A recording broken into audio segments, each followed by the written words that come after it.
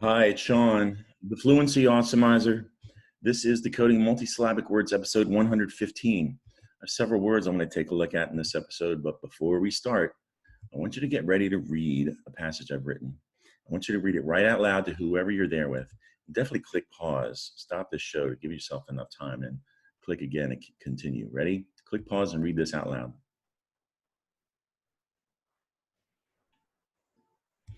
All right, were any of those words tricky to read? Keep watching.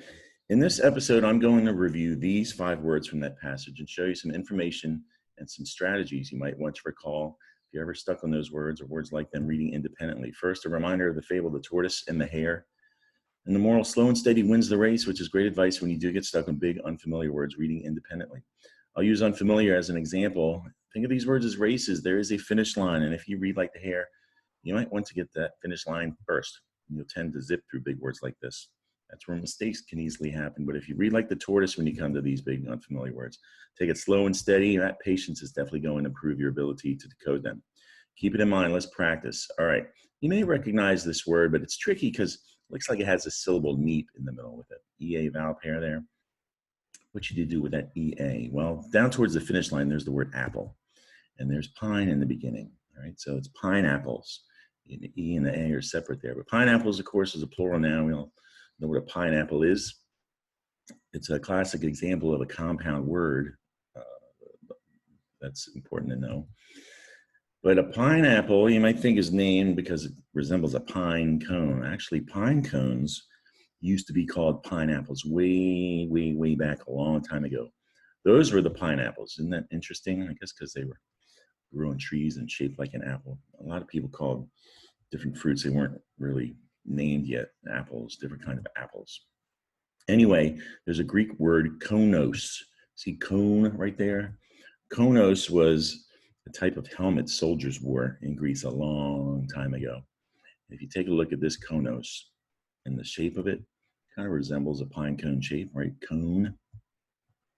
So at some point in time, pine cones got their name, not pineapples, and then the pineapple was named back in history as well. Thing about the pineapple, though, in English, it's called pineapple. In Spanish as well. Around the rest of the world, pineapples are known as ananas. Ananas. Isn't that interesting? Not bananas. All right, it's getting confused. Let's move on to the next word. All right, this word here also has that syllable neep in the middle. I think that's what makes it a little tricky to read. The EA vowel pair there, but it looks like down at the finish line, it also says apple, maybe. Apple is.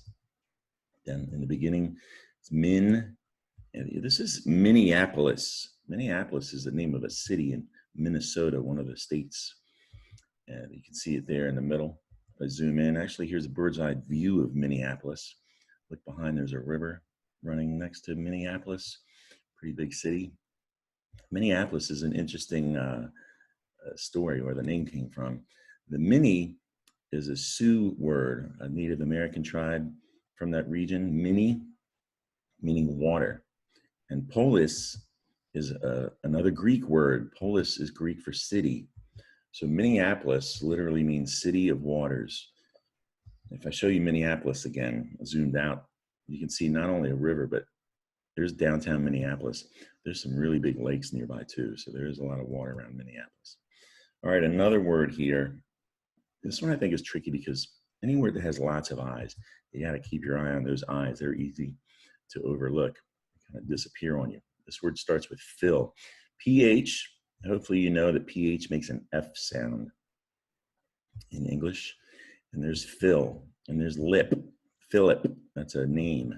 Philip, right? Keep an eye on those eyes though, because that's not flip, it's Philip, right? And now at the end, it looks like pines, but this is Philippines. The Philippines is a country, but is made up of lots and lots of islands, which is why it's plural. Philippines, you can see it there, over the Pacific Ocean to the west of the United States.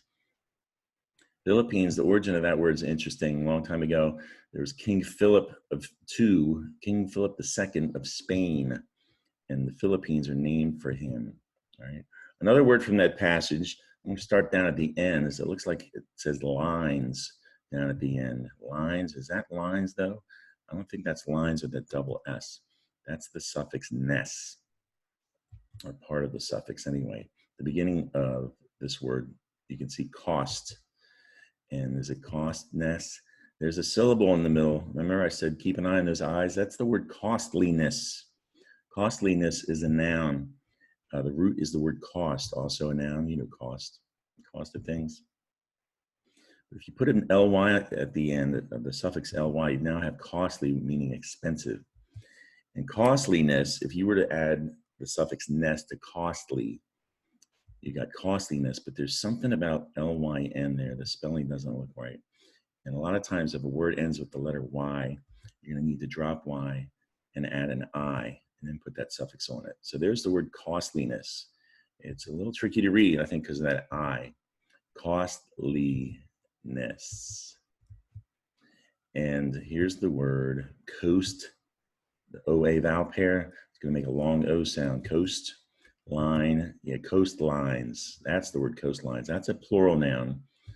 And the coastline is, well, anywhere there's a coast. Look at this. That doesn't even look real, does it? That's beautiful.